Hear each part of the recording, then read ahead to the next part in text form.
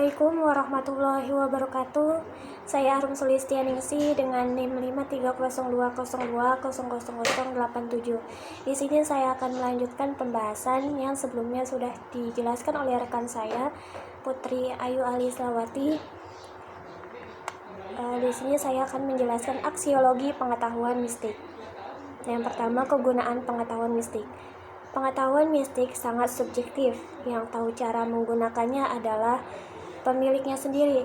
Kita harus bertanya kepada salik atau pengamal tasawuf, praktisi ahli kebijaksanaan, atau dukun yang mereka gunakan untuk ilmunya. Secara kasar, kita dapat melihat bahwa ilmu kebatinan biasa digunakan untuk memperkuat iman.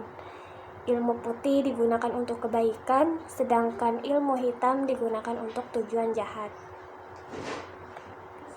Jenis kebatinan lainnya seperti kekebalan, pelet, dan lain-lain diperlukan atau berguna bagi seseorang tergantung pada situasi dan kondisi tertentu, apakah digunakan dengan benar atau tidak.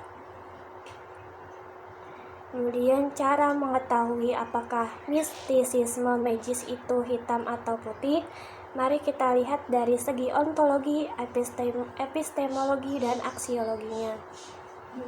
Jika ada sesuatu dalam ontologi yang bertentangan dengan nilai kebaikan, maka dalam ontologi magis mistis kita menyebutnya hitam. Jika dalam jalur pencapaian atau epistemologinya ada nilai kebalikan dari kebaikan, maka kita akan mengatakan bahwa kebatinan magis itu hitam. Jika dalam penggunaannya atau aksiologi digunakan untuk kejahatan, maka kita menyebutnya hitam. Kemudian yang B, cara pengetahuan mistik menyelesaikan masalah. Islam adalah agama yang memiliki nilai-nilai universal bagi kehidupan manusia, telah memberikan jalan yang cukup jelas menuju keberadaan mistik yang gaib, dengan berurusan dengan tradisi lokal seperti Yunani kuno, Persia, India, warisan Arab, seperti Ibrani, Kaldea, Syria, yang kaya akan praktik mistis-mistis masyarakat. Islam didorong dan diilhami untuk merumuskan kembali kegiatan ini dengan cara yang konsisten dengan nilai-nilai Islam. Dari sinilah mulai muncul dan berkembangnya tradisi mistik-mistik dalam Islam. Di Persia Timur, Jabir ibnu Hayyan, juga seorang ahli kimia, muncul sebagai sosok ahli dalam mengungkap kemampuan sihirnya. Di Barat, yaitu Andalusia, Maslamah ibnu Ahmad al-Majriti muncul sebagai tokoh matematika dan sihir. Dialah yang dalam karyanya Gayat al-Hakim merangkum banyak naskah dan mengumpulkannya secara sistematis dengan menggunakan berbagai metode.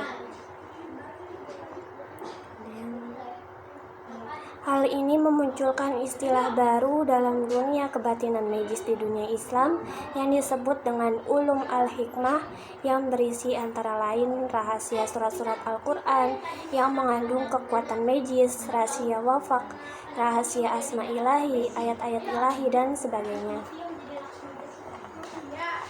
Kemudian cara kerja mistik magis putih. Dari ahli kebijaksanaan atau hikmah dengan teknik Kasyif telah menemukan bahwa mungkin ada bahan yang masuk akal dalam iman yang dapat digunakan untuk mengatasi masalah, termasuk mengatasi kebutuhan. Ayat-ayat yang diturunkan kepada Rasul terdiri dari ayat-ayat yang menjelaskan bahwa Tuhan mungkin sangat efektif dalam segala hal. Dengan menggunakan jaminan-jaminan dan gambaran-gambaran Tuhan, ayat-ayat tersebut digunakan untuk mendorong Tuhan memenuhi jaminan-jaminannya. Dalam kondisi seperti itu, ayat-ayat Al-Quran atau kitab-kitab surgawi lainnya sering digunakan sebagai perantara untuk mendekatkan manusia dengan Tuhan. Adapun metode yang kedua dengan mentransmisikan ruh ilahi atau kadam yang termasuk dalam surat-surat Al-Quran atau dalam asma-asma Allah. Cara ini disebut wafak atau isim. Istilah wafak berasal dari wafako, sesuai atau serasi, yang artinya ruh ilahiyah tergambar menurut sifatnya. Unsur yang digunakan untuk wafak harus sesuai dengan kebutuhan makna surat atau asma yang digunakan. Kekuatan manusia juga harus dipertimbangkan sesuai dengan kekuatan wafak atau isim yang digunakan. Dan yang terakhir ada cara kerja mistik magis hitam.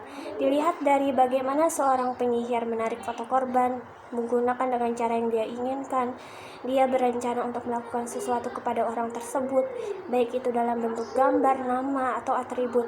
Kemudian dia melafalkan mantra untuk gambar yang dia tempatkan di dalam area orang yang dianggap konkret dan simbolis.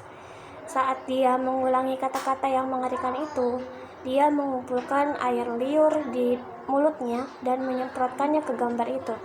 Kemudian dia mengikat simpul pada gambar yang mirip dengan target yang diatur sebelumnya.